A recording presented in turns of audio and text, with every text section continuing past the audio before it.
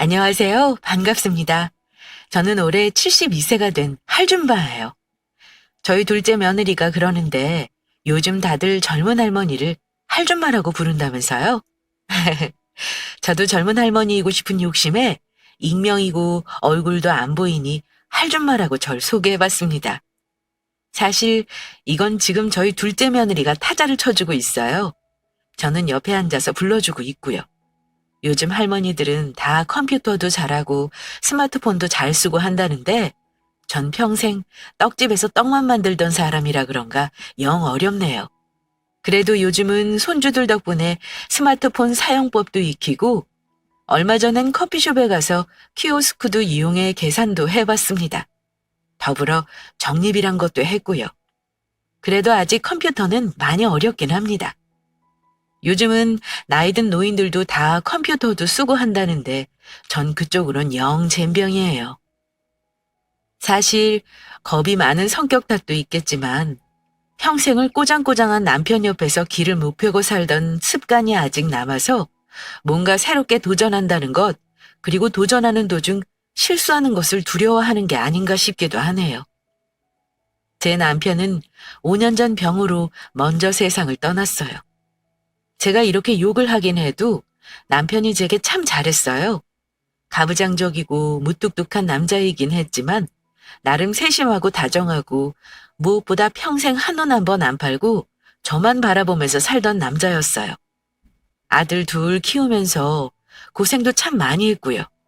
그래서 남편이 제 앞으로 물려주고 간 재산이 좀 있어요. 오늘은 제가 이 재산과 죽은 남편에 얽힌 저의 신기한 경험을 좀 들려드릴까 하고 이렇게 둘째 며느리에게 대피를 신청하게 되었습니다. 제가 워낙 자주 보던 채널이라 그런지 좀 긴장되긴 하네요. 이 사연이 뽑힐지 뽑히지 않을진 모르겠지만 최대한 재미있게 이야기를 한번 해보도록 하겠습니다. 말주변이 없는 저를 너그러이 이해해 주시고 들어주시면 감사하겠습니다. 저는 25살에 남편과 결혼했어요. 흔한 중매로 만났는데 남자가 인물은 별론데 참 성실하더라고요. 그런 남편의 성실함 하나 믿고 전 두 번째 만남에서 결혼을 결심하게 되었죠. 남편은 그때 당시 방앗간을 했어요. 꽤 잘 사는 집 아들이었던 남편의 부모님이 결혼하고 차려주신 거였죠. 규모는 작았지만 남편은 꽤 성실했습니다. 저희 부부는 새벽 4시에 일어나 방앗간으로 출근했고 늦은 밤이 되어서야 집으로 돌아왔어요. 방앗간에 작은 부엌을 두고 아침, 점심, 저녁을 거기서 해결할 만큼 저희 둘은 참 열심히 살았죠. 두 사람이 궁합이 잘 맞았는지 운대가 잘 맞았는지 처음엔 작은 방앗간으로 시작했던 구멍가게를 조금 넓히게 되고 나중엔 떡집을 겸하게 되고 떡집이 입소문이 나면서 그 주변 지역에선 꽤 이름 있는 떡집으로 자리 잡아갔습니다. 소규모의 떡집은 곧 큰 상가 한 채를 통째로 쓸 만큼 커졌습니다. 평일 주말 할 것 없이 밀려드는 주문에 가게는 북적였고 저희 부부는 건물을 올릴 만큼 많은 돈을 벌게 되었죠.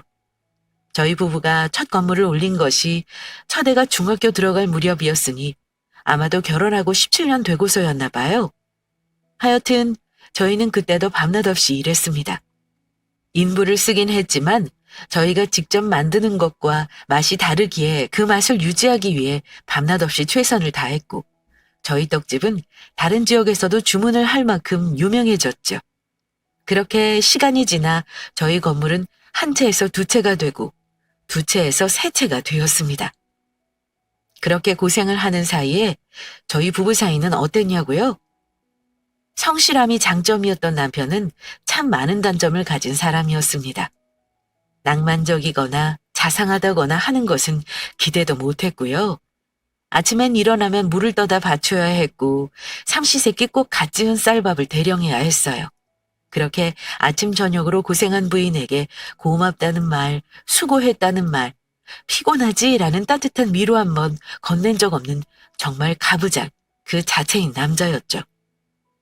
지금 생각하니 그래 다른 사람들처럼 밖에서 술 안 먹고 바람 안 피우는 게 어디냐 하며 그 무뚝뚝함을 참고 살았던 세월이 참 기네요. 그런데 남편은 제가 원하지도 생각지도 않던 방법으로 그 긴 세월을 보상해 주었습니다. 제가 45살이 되던 해였어요. 무심하게 툭 제게 서류봉투를 건네더군요. 여보, 이게 뭐예요? 아, 보면 몰라? 퉁명스럽게 던진 말에 봉투를 열어보았습니다. 그 봉투엔 무슨 서류가 산더미처럼 들어있었는데 열어보니 대충 건물과 집 그리고 가게를 모두 부부 공동 명의로 돌려놓은 문서였어요. 사실 어차피 요즘 같은 시대야 소송하면 그 재산 모두 분할받을 수 있지만 저희 때는 그랬나요?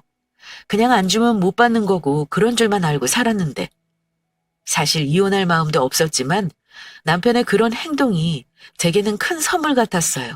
마치 저를 믿고 한 사람의 동반자로 인정하고 있다는 속뜻이 들리는 것만 같았죠. 지금까지 고생한 것이 고맙다는 남편의 무뚝뚝한 마음 표현 같아 하염없이 눈물만 흐르더군요. 저는 그 서류를 잡고 펑펑 울었어요.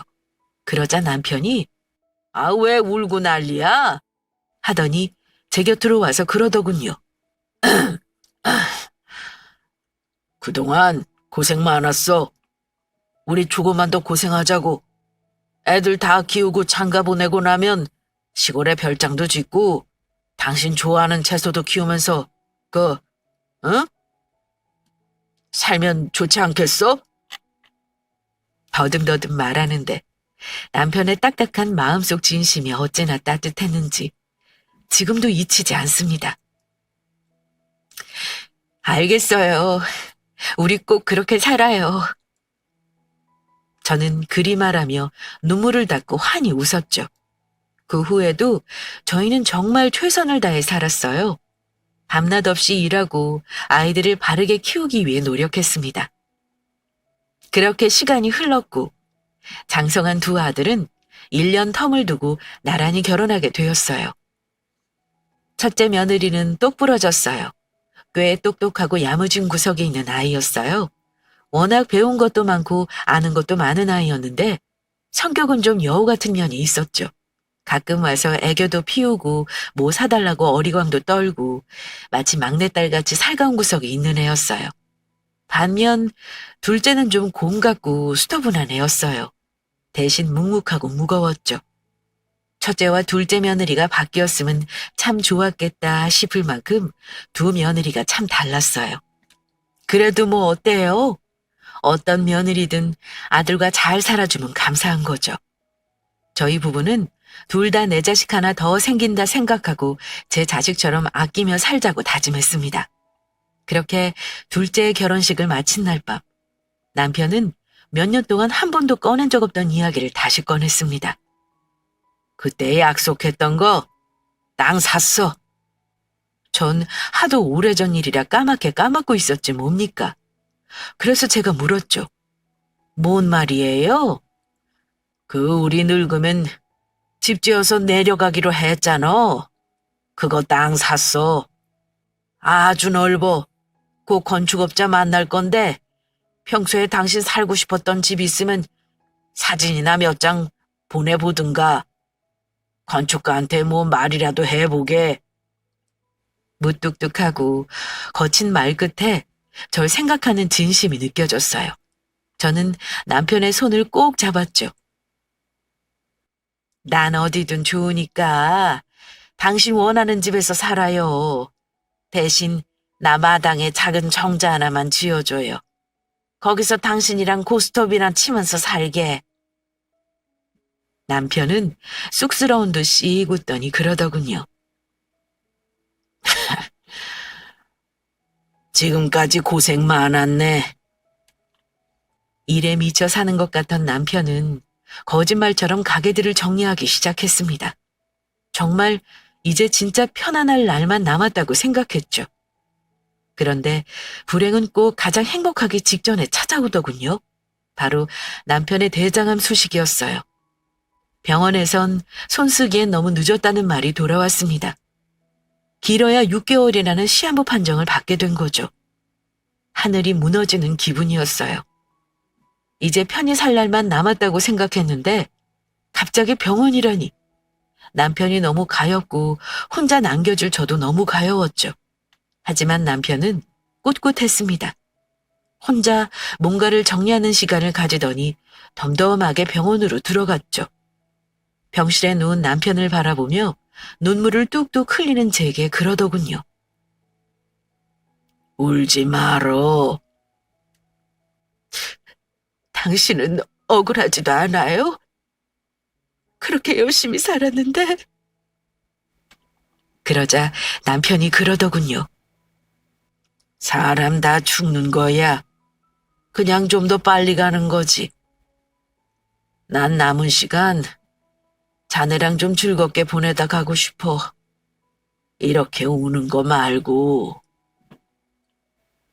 슬펐지만 남편의 말이 맞았죠.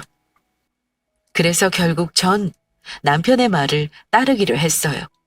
눈물을 닦고 밝게 웃어 보였죠. 저는 남편을 옆에서 살뜰히 간호했어요. 늙은 몸에 지치기도 했지만 남편의 곁을 떠나고 싶지 않았습니다.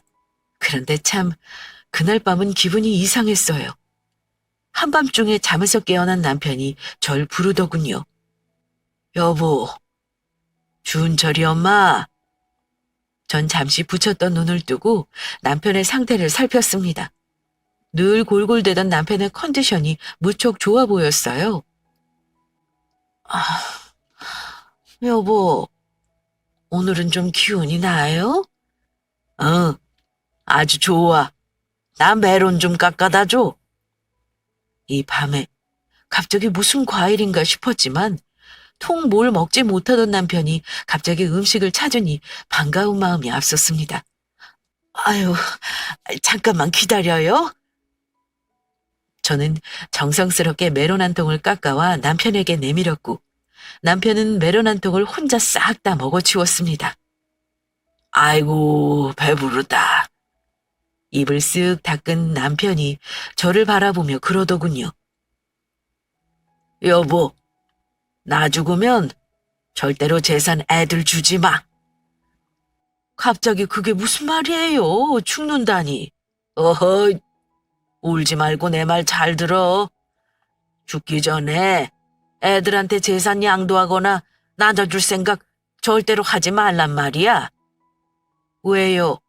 내가 그 고생한 게 다 자식들 잘 살게 하려고 한 건데. 그러자 남편이 그러더군요.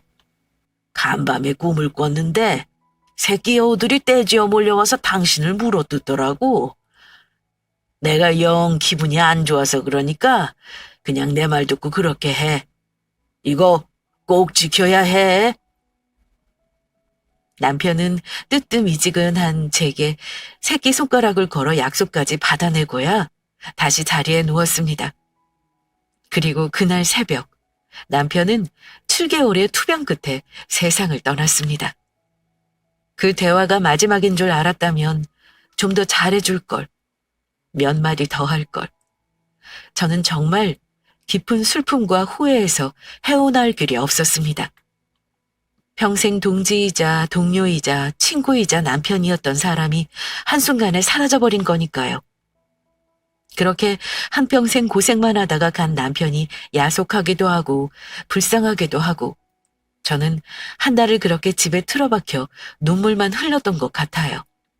그 사이 남편의 모든 재산은 공동 명의자인 저의 소유가 되어 있었고요. 그런데 제가 집에만 틀어박혀 산 지 한 달쯤 되었을 때였습니다. 집으로 큰 며느리가 찾아왔더군요. 손에는 먹을 것을 잔뜩 들고요. 어머니! 오냐, 그래. 우리 큰 며느리 왔구나. 기분은 좀 괜찮으세요? 좀 살만하면 힘들고, 살만하면 힘들고 그렇구나. 아이, 그렇지요. 안타까워하는 큰 며느리에게 애써 웃으며 안부를 물었습니다. 그래, 넌 요즘 어떻게 살고 있어? 요즘 정신이 없어서 동 들여다보지도 못했네. 그러자 큰 며느리가 기다렸다는 듯이 말하더군요. 아, 어머니, 그래서 말인데요. 저 이번에 사업을 좀 시작하려고 해요. 사업? 네, 조그맣게 뷰티 사업을 하려고 하는데 자금이 좀 모자라서요. 그 말을 듣는 순간 알았죠. 아, 이 애가 지금 내게 돈을 가지러 왔구나라는 걸요. 물론 흔쾌히 줄 수 있었어요. 뭐 얼마나 달라고 하겠어요. 이깟 돈, 건강 앞에 아무것도 아니라는 걸 남편을 보며 깨닫기도 했고, 자식에게 부모가 뭐든 못 주겠습니까? 하지만 불현듯 남편과의 약속이 생각나더라고요. 절대로 죽기 전에 자식에게 재산 주지 말라고 했던. 제가 잠시 머뭇대자 며느리가 여우같이 눈을 뜨고 그러더군요. 큰 돈은 아니고요. 한 3억 정도면 되거든요. 3억이나? 며느리 입에서 나온 거금에 저는 놀랄 수밖에 없었습니다. 떡 몇백 판을 팔아도 나오지 않을 만큼의 큰 액수였으니까요. 네, 어머니. 어머니는 아버님이 돌아가실 때 물려주신 건물도 있고 이 집도 있고 아마 현금도 꽤 가지고 계실 것 같은데 저희 유산 미리 좀 주시면 어떨까 해서요. 저는 난감한 기색을 감추지 않고 며느리에게 말했죠. 얘야, 미안하다. 이건 내가 도울 수 없을 것 같다. 네 시아버지와 생전에 한 약속도 있고 3억이란 돈이 크기도 하지만 무엇보다 아직은 내가 네 아버지와 함께 일군 재산을 쉽게 건들 수 있을 만큼 마음이 회복된 것도 아니고 저는 솔직하게 제 마음을 이야기했어요. 큰며느리는 서운한 기색을 감추지 못하더군요. 마음이 좋지 않았지만 별 수 없었어요. 무엇보다 죽은 남편과 새끼손가락까지 걸고 한 약속을 저버릴 순 없었으니까요. 순간 얼굴이 굳었던 첫째 며느리는 곧 인상을 풀며 대답했습니다. 아니에요, 어머니. 제 말은 신경 쓰지 마시고 푹 쉬세요. 마음을 또 추스르시는 게 먼저죠. 제가 너무 생각이 짧았어요. 그리 받아들여주니 고맙기도 하고 미안한 마음도 들더군요. 이해해주니 고맙다. 또 올게요, 어머니. 식사 챙기시고 푹 쉬세요. 기분 상하지 않고 돌아가는 며느리가 어찌나 고맙던지 나중에라도 꼭 뭔가 도움이 되어야겠다고 생각했습니다. 그렇게 며칠이 지났죠. 첫째 며느리가 또 절 찾아왔습니다. 이번에는 하얀 봉투를 들고서요. 어머니, 저 왔어요. 그래. 웬일이야? 큰 며느리가 제 손을 잡아 끌며 소파에 앉히더군요. 그리고는 하얀 봉투를 꺼내 건넸습니다. 어머니, 제주도 여행권이에요. 호텔까지 모두 예약했으니까 저랑 여행 가요. 여행? 네네. 저랑 어머니랑 둘이만 여행 간 적 없잖아요. 갑자기 이건 왜... 그러자 큰며느리가 곱게 눈을 접으며 웃더군요. 저번에 어머니랑 대화하는데 기분이 너무 안 좋더라고요. 어머니가 너무 힘들어하시는 것 같은데 뭘 해드릴 수 있는 게 없으니. 그래서 어머니 기분 전환 시켜드리려고요. 내일인데 같이 가세요. 네?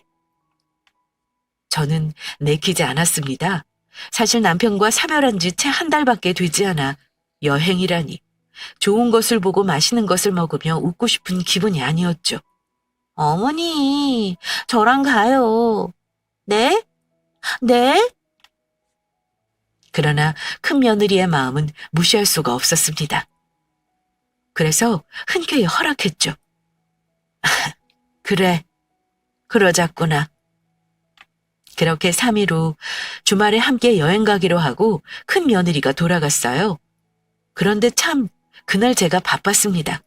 왜냐하면 둘째 며느리가 찾아온 거였어요. 늘 묵묵하고 말이 없는 둘째가 왔길래 전 또 반갑게 맞았죠. 그래 아가. 어머니 하며 들어오는 며느리의 표정이 좋지 않더군요. 무슨 일 있니? 아니요.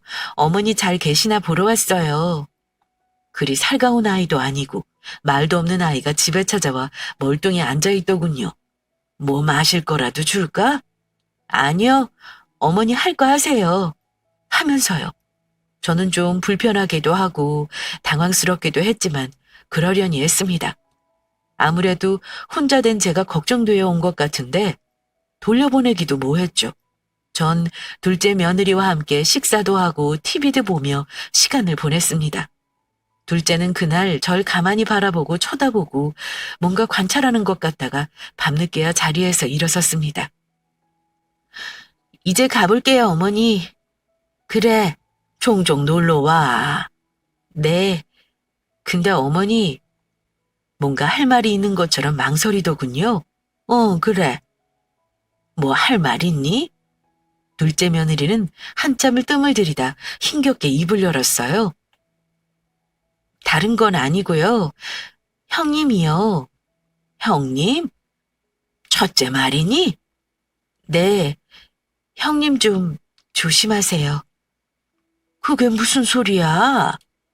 하다가 큰 며느리가 얼마 전에 제게 돈을 빌리러 왔던 게 생각나더군요.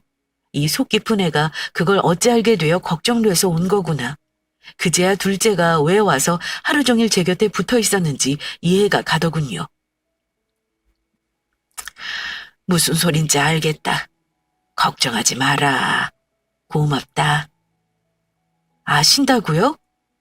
응, 그래 알아. 아, 그럼 다행이고요. 그럼 저 걱정 안 하고 갈게요. 그래, 싱겁긴. 그렇게 둘째가 집으로 돌아갔고 전 늦은 밤이 되어서야 잠에 들어왔습니다. 그렇게 3일이 지났어요. 큰 며느리와 함께 제주도로 가기로 한 날이었죠. 곱게 차려입은 큰애가 절 데리러 집 앞까지 왔더라고요. 그렇게 전 큰 며느리와 제주도 여행을 했어요. 물론 마음 한쪽이 무척 무겁고 불편했지만 티를 내지 않았습니다. 오히려 더 웃고 즐겁게 시간을 보냈죠. 이렇게까지 신경 써준 며느리에게 고마운 마음에서였습니다. 이틀간의 여행을 잘 마치고 돌아왔어요. 큰 며느리는 아쉽다며 집에서 함께 잠을 자겠다고 하더군요. 혼자 있을 큰아들과 손주들이 걱정되었지만 며느리의 마음이 고마워 절대 거절하지 못했어요. 그리고 전 피곤해서 곤히 잠들었죠. 그렇게 다음 날이 되었고 큰 며느리는 집으로 돌아갔어요. 그렇게 다음 날이 되었습니다. 저녁 시간에 두 아들내외가 찾아왔더군요. 저는 예고에 없던 방문에 놀라 문을 열어주었습니다. 그런데 큰아들이 눈에 눈물이 그렁그렁 맺혀서 저를 끌어안더군요. 어머니! 그래. 이 시간에 너희가 다 무슨 일이니? 어머니, 치매라는 게 사실이에요? 큰아들이 묻자 큰 며느리가 눈가를 닦으며 그러더군요. 어머니가 어떻게 하시겠어요, 그걸. 제가 며칠 동안 어머니와 붙어 있으면서 목격한 건데. 치매라니. 전 갑작스런 말에 너무 황당해서 할 말을 잇고 서 있었습니다. 그러자 둘째 아들이 제 손을 잡으며 그러더군요. 어머니, 병원 가보세요. 일단 치매인지 아닌지 확인을 해야죠. 확인은 무슨, 우리 와이프가 이미 봤다는데 요양원부터 알아봐야지. 어머니, 저 사실 어머니 찾아왔을 때 깜짝 놀랐어요. 어머니 바지에 실례하셨는데 그걸 모르고 계셔서 놀라서 확인하려고 제주도를 함께 갔던 건데 역시나. 저는 어안이 벙벙했습니다. 전 너무도 멀쩡하고 아무렇지도 않은데 치매라니. 본인은 자신 치매라는 걸 모른다던데 혹시 그런 건가? 저는 털썩 그 자리에 주저앉아 버렸죠. 멍하게 자식들을 올려다보는데 큰아들과 큰 며느리는 울고 있고 둘째 내외는 뭔가 불만이 가득한 표정으로 그런 제형 내외를 쳐다보고 있더군요. 이 일이 뭔 일인가 저도 모르겠고 혼란스럽더라고요. 제가 넋을 놓고 앉아 있는데 큰아들이 제 손을 꼭 잡으며 그러더군요. 어머니, 걱정하지 말고 건강만 신경 쓰세요. 재산이랑 뭐랑 제가 알아서 다 할게요. 치매 노인은 심신미약으로 아무런 결정권을 가지지 못하는 거 잘 알고 계시죠? 순간 뒤통수를 얻어맞은 기분이었습니다. 제가 멍해져서 큰아들을 쳐다보고 있을 때였어요. 둘째가 버럭 화를 내며 나서더군요. 형, 무슨 말을 그렇게 해요? 치매 노인이라니. 아직 병원에서 판정도 안 났는데 그리고 형수가 그 소리 한 날 와이프가 직접 와서 거의 한나절을 붙어 있었는데 그런 김이 하나도 없더랍니다. 치매가 왔다 갔다 하지. 넌 뭘 한다고 난리야? 두 형제가 저 때문에 싸우고 난리더군요. 저는 정말 무슨 일인지도 모르겠고 둘이 싸우는 소리를 듣기 싫다는 생각만 들었어요. 저는 손을 내저으며 애들을 쫓아냈죠. 그냥 다 나가라. 나 지금 좀 쉬어야겠다. 그렇게 자식들을 다 밀어내고 혼자 이불을 덮고 누웠습니다. 가만히 생각을 해봤죠. 근데 아무리 생각해도 제가 치매 같진 않은 거예요. 전 바지에 실수를 한 적도 없고 하물며 가스레인지 불을 끄지 않은 적도 없었거든요. 순간 남편이 말했던 꿈이 생각났어요. 여우 새끼들이 내 살점을 다 뜯어먹더라는. 아무래도 큰 며느리의 소행인가 싶었어요. 돈을 내놓지 않으니 그렇게라도 제 재산을 빼앗아가려는 속셈이 분명해 보였죠. 눈물이 앞을 가렸습니다. 남편을 잃고 외롭게 사는 것도 너무 힘겨운데 자식들까지 제 돈을 노린다니. 저는 그날 밤 뜬 눈으로 보냈습니다. 날이 밝자마자 남편의 유골이 안치된 납골당으로 향했죠. 그리고 남편의 납골당 앞에서 목을 놓아 울었습니다. 아이고 여보, 나 어쩌면 좋소. 큰 며느리가 나를 치매로 몰아서 재산을 다 빼앗으려는 속셈인 것 같은데 자식까지 나한테 이러니 내가 억울해서 살 수가 없어. 엉엉 소리내서 우는데 갑자기 햇볕이 따스하게 내리쬐더라고요. 갑자기 미친 듯이 졸음이 쏟아졌어요. 그리고 저는 그 자리에 쓰러져 저도 모르게 스르르 잠이 들어버렸죠. 저는 꿈을 꾸었어요. 남편이 짓겠다던 양평 집터였는데 집이 모두 완성되어 지어져 있더군요. 남편에게 제가 부탁했던 정자도 앞에 예쁘게 지어져 있었고요. 제가 너무 좋아서 신이 나서 뛰어갔더니 남편이 거기서 화투를 들고 앉아있더라고요. 왜 이렇게 늦었어? 빨리 와서 배 돌려. 알았어요. 저는 열심히 패를 돌렸고 접전 끝에 남편에게 맞고를 이기고 말았습니다. 꿈인데도 어찌나 기분이 좋던지 신이 나서 남편을 약올리듯 말했죠. 아이고 여보, 이것도 못해요? 내가 이겨버렸네. 어떡해. 소원이라도 하나 들어줘야겠는데. 이 여자가? 버럭 약이 올라 화를 내던 남편이 쩝 입맛을 다시며 제게 묻더군요. 그래, 소원이 뭔데? 전 길게 한숨을 내쉬고 나직하게 말했습니다. 나 당신 따라가게 해줘요. 그러자 남편이 버럭 불같이 화를 내더라고요. 뭐야? 그게 무슨 소리야? 아주 혼쭐 나려고 또 정신을 못 차리고. 그 목소리가 어찌나 무섭던지 저는 등줄이겨 오싹해지는 것을 느꼈습니다. 저는 한탄하듯 바닥을 쳤습니다. 정말 울분에 못 이겨 눈물을 뚝뚝 흘리며 말했죠. 아이고 여보, 난 당신이랑 같이 있고 싶어서 그렇지. 자식들이 나를 재산 때문에 치매로 몰고 가는데 그럼 난 어떻게 살아야 해요? 진짜 난 앞으로 어찌해야 되냐고요.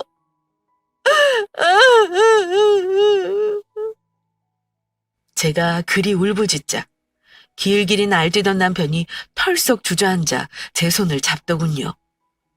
여보, 힘들어도 조금만 참아. 아직은 내 옆에 올 때가 아니야.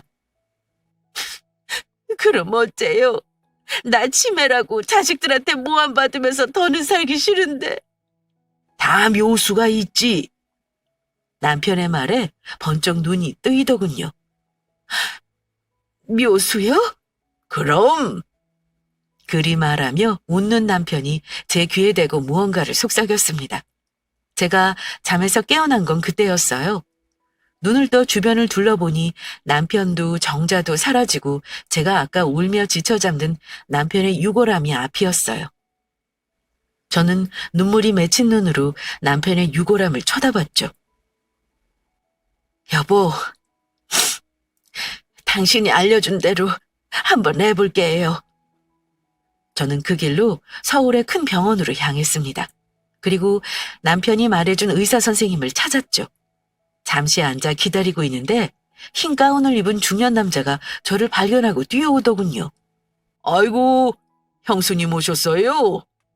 저를 반갑게 맞아주는 의사 선생님의 얼굴이 낯익었어요. 바로 남편의 고등학교 후배였어요. 그렇게 자주 보고도 이렇게 큰 병원의 의사인 줄은 꿈에도 몰랐는데 저는 놀라 눈을 키웠습니다. 그리고 곧 제가 찾아온 이유를 말했죠. 저 치매가 아니라는 진단서를 받고 싶어요. 그건 왜요? 쓸 곳이 있어서요. 꼭 좀 부탁드립니다. 제가 의사 선생님의 손을 꼭 잡고 간곡히 말하자 의사 선생님이 웃으며 말했죠. 형수님, 그건 너무 쉬워요. 그냥 검사만 하면 되는걸요. 오늘 곧바로 검사하고 제가 손 쓰면 오늘 내로 검사 결과지 받아보실 수 있어요. 저는 치매 검사를 마쳤고 설마 진짜 치매라도 걸렸을까봐 검사 결과가 나오는 내내 심장을 졸였습니다. 하지만 검사 결과지는 당연히 예상한 바였죠. 전 치매가 아니었고 아주 정신이 건강하다는 결과가 나왔죠. 전 검사지를 들고 그 길로 변호사 사무실로 향했습니다. 제 손에는 인감도장과 건물계약서가 들려 있었어요. 제가 사무실에 도착해 앉아 있는데 둘째 며느리와 아들이 헐레벌떡 뛰어오더군요. 어머니, 어디 다녀오신 거예요? 나 잠깐 바람 좀 쐬고 왔다. 여기 앉아라. 전 침착하게 놀란 둘째 아들 내외를 앉혔습니다. 그리고 건물 세 채의 명의를 둘째의 앞에 물려주겠다는 내용에 사인했죠. 그리고 남편이 남기고 간 부동산 중 아파트 한 채 그리고 양평 땅만이 제 앞으로 남은 상태였죠. 어머니, 이걸 왜 갑자기... 둘째네는 갑작스런 제 결정에 무척 놀란 기색이었습니다. 저는 꿈속 남편의 말을 다시 상기했죠. 둘째네는 애들이 얕지 않고 착해. 게다가 애들이 강단도 있지. 내가 첫째를 염두에 두고 절대로 유산 주지 말라고 한 거야. 그러니까 재산은 우리 둘째에게 다 넘겨. 첫째네 하는 꼴을 보니 이번 일 잘 넘어가도 당신 계속 괴롭힐 것 같아. 남편의 말을 떠올리며 저는 며느리를 향해 입을 열었습니다. 너 그날 나보러 집에 와서 할 일 없이 있다간 그날 말이야. 네, 어머니. 그날 혹시 나 치매 걸렸는지 아닌지 확인하러 왔니? 그러자 둘째 며느리가 고개를 푹 숙이며 몸둘 바를 몰라 하더군요. 저는 둘째 며느리의 등을 토닥이며 말했습니다. 괜찮으니 솔직하게 말해봐. 그러자 며느리는 그제야 사실을 이실직고하기 시작했습니다. 어머니 혹여 상처받으실까봐 조심스러워서 말씀도 못 드리고 저희도 소갈이 많이 했어요. 사실은 형님이 절 찾아오셨더라고요. 어머니 치매 걸리셨다고. 집에 찾아갔는데 자기를 알아보지도 못하고 막 우시는데 처음엔 저도 놀랐어요. 그런데 아무래도 이상한 거예요. 정정하시던 어머니가 갑자기 치매라니.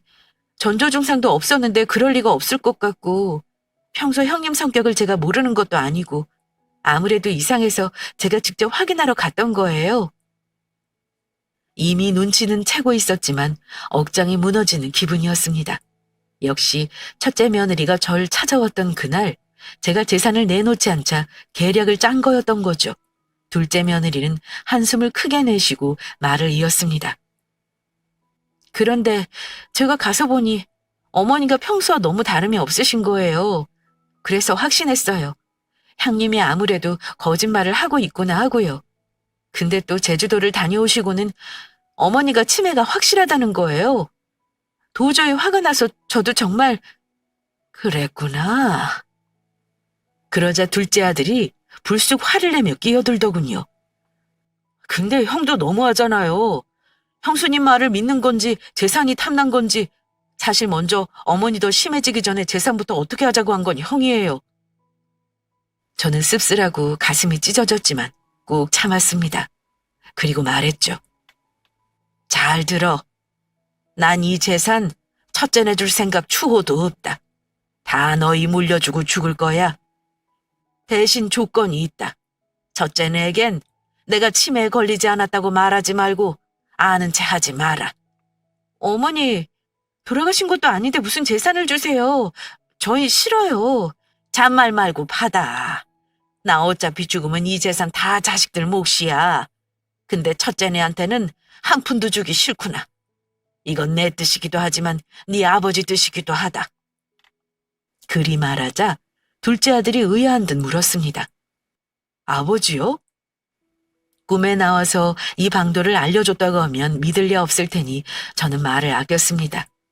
그래, 일단 두고 보자. 네 형수가 어떻게 나오는지.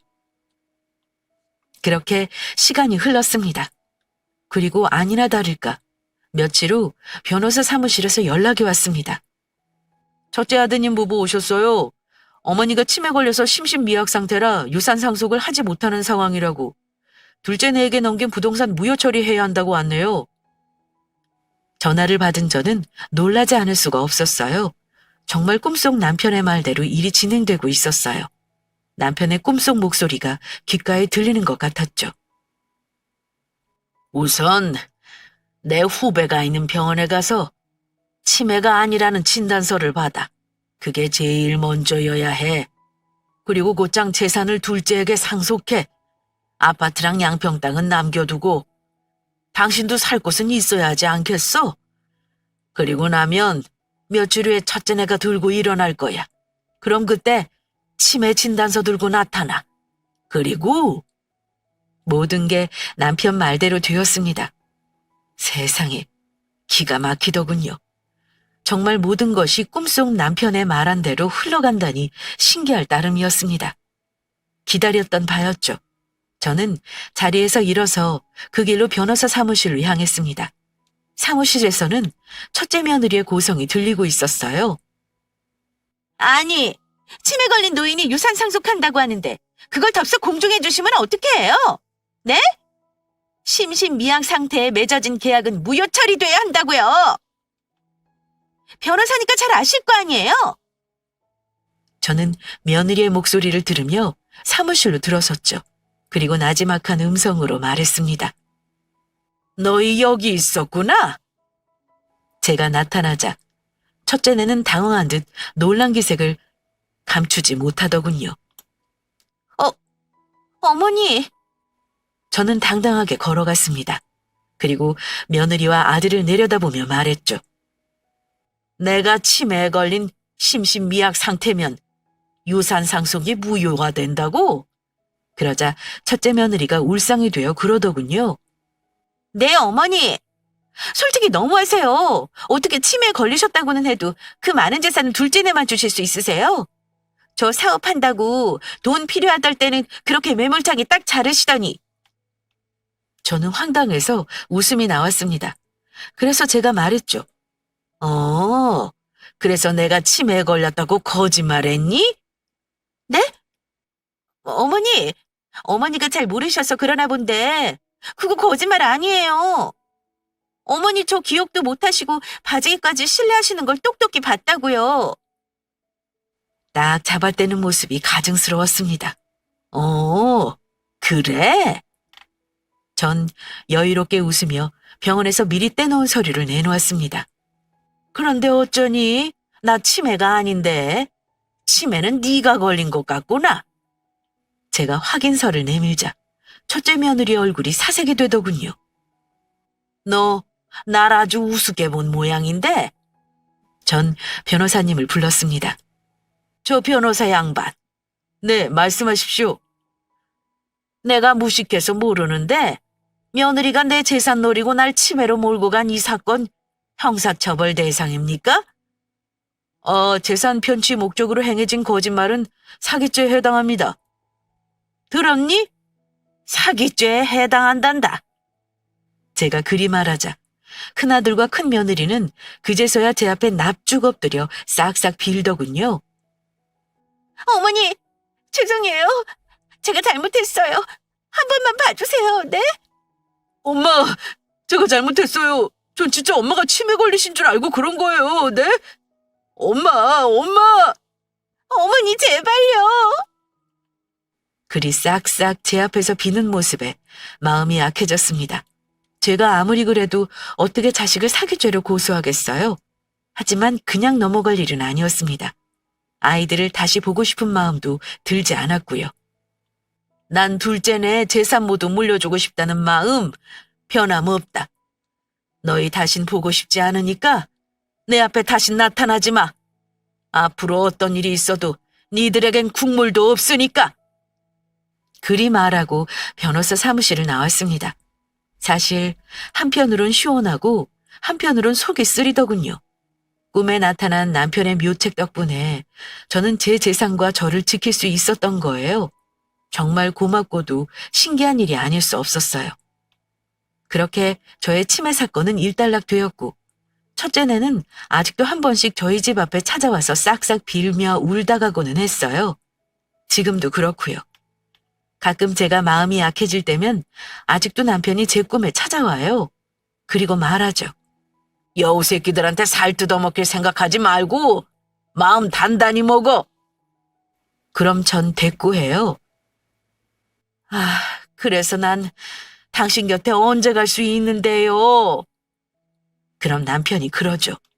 내가 당신한테 못해준 게 해주고 싶은 게 너무 많았는데 눈을 감았어. 그거 다 하고 둘째한테 대신 다 받고 오려면 아직 한참 멀었어. 당신은 누릴 거 다 누리고 천천히 와. 늘 저는 베개를 적시며 잠에서 깨어난답니다. 그런데 얼마 전에 남편이 또 꿈에 나왔어요. 양평집이었는데 정원이 아주 예쁜 꽃이 피었더라고요. 거길 거닐던 남편이 절 바라보며 환히 웃으며 그러더군요. 이 꽃이 당신을 닮아 아주 예뻐. 봄 가기 전에 한번 보러 와. 그날 저는 꿈에서 깨어나자마자 둘째 며느리의 차를 타고 그날 양평부지로 향했습니다. 그리고 도착한 양평부지에서 놀라운 것을 보고 맙니다.